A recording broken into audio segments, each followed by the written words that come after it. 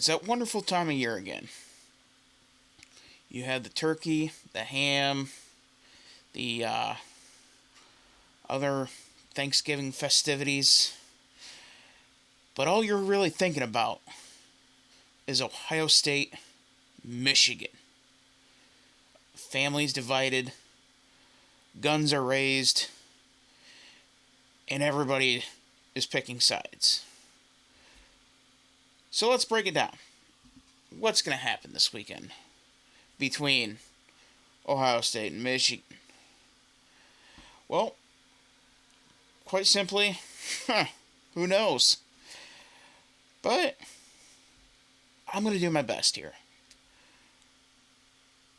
Last week, we saw Michigan, Illinois. That came down to a game-winning field goal by Jake Moody.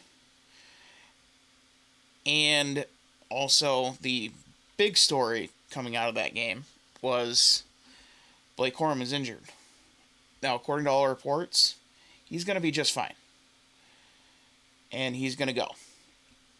I don't think he'll be 100%. I don't know if he gets to that 30 carries mark. But Michigan's going to need somebody else to step up. Who is that guy to step up for the Maize and Blue? Obvious answer, J.J. McCarthy. He's the quarterback. He beat out the captain of Cade McNamara for the starting job of quarterback of the University of Michigan. Obviously, he's going to have to step up. Let's dig a little deeper. Michigan has ran through tight ends from Eric All to Luke Shoemaker. Both of them are hurt, and I think they're out. But they have had one guy step into that tight end role. The true freshman, Colston Loveland, I believe is, yes, Loveland. Colston Loveland, the true freshman. He's going to have a breakout game if Michigan wants to win. Also, somebody in that backfield is going to have to step in and take the extra 10, 15 carries it's going to take for Michigan to control the ball, control the clock, keep the ball out of C.J. Stroud's hands.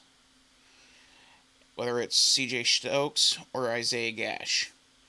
Isaiah Gash, bit more of a pass catcher. He did have a few drops, but first game nerves, or first real action game nerves, not coming in as a cleanup, but in a seriously big spot.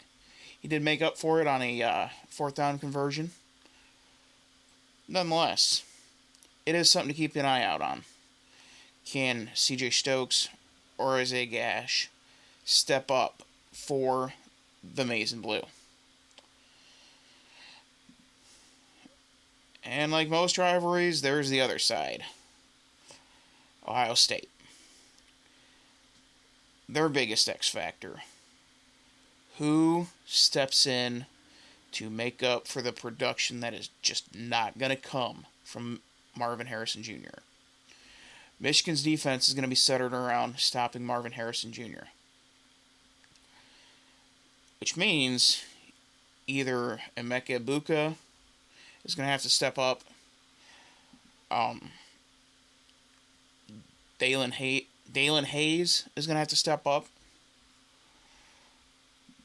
Or Cade Stover, he's going to have to step up.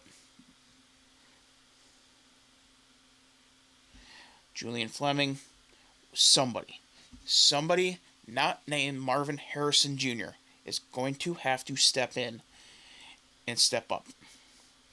Could be one, could be two, could be all of them.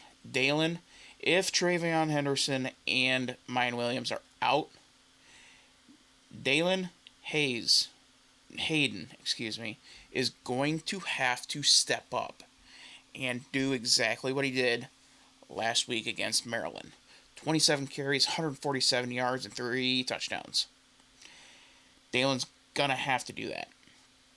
He's going to have to do something similar to that effect. And at least make the Michigan defense, guess whether Ohio State's going to run or throw. That's where Michigan got them last year. Michigan was competent enough in the passing game to open up the run game for Hassan Haskins. Can J.J. McCarthy be that this year? Maybe. Can Dalen Hayden be that for the Buckeyes? From what I saw against Maryland, yes. We know that it's definitely within the realm. But let's take a look at the numbers. When you stack them up, Michigan, 39.4 points a game. Ohio State, 46.5. Points allowed per game, Michigan has the edge, 11.7 to Ohio State's 16.9.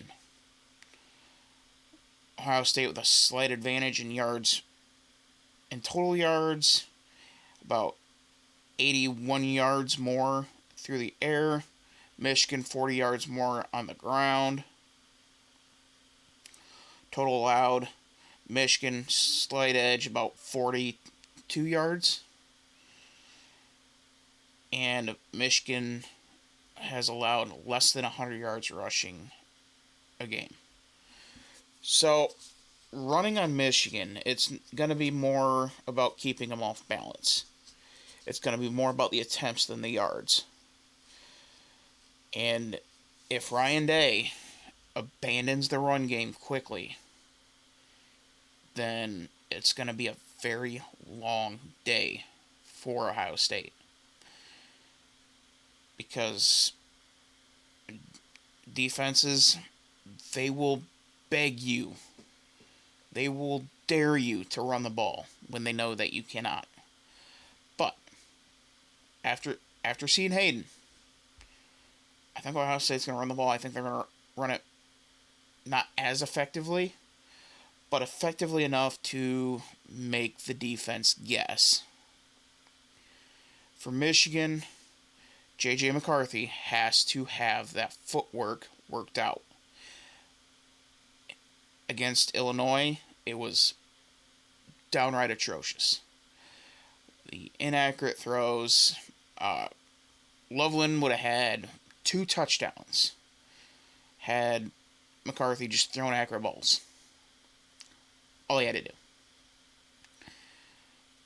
And I think he would have thrown a third one as well to, I believe it was Roman Wilson. Nonetheless, JJ's got to show in this game why he got the job over a defending Big Ten champion quarterback who was also voted the team captain. This is exactly the reason why now JJ has to show it. It all comes down to this, on whether Jim Harbaugh was smart to do that and bench a team captain for this young stud, or does Harbaugh end up having egg on his face? Essentially, what I think is going to end up happening is Ohio State wins, and Ohio State wins close. I think it's going to be somewhere between 3 to 7 points in favor of the Buckeyes. In games that I'm very unsure about, I just go Buckeyes -3. Buckeyes win by 3. According to Vegas, they have Michigan as an 8-point dog. So they are saying that Ohio State is going to open up a can on Michigan, and I don't think that's going to happen.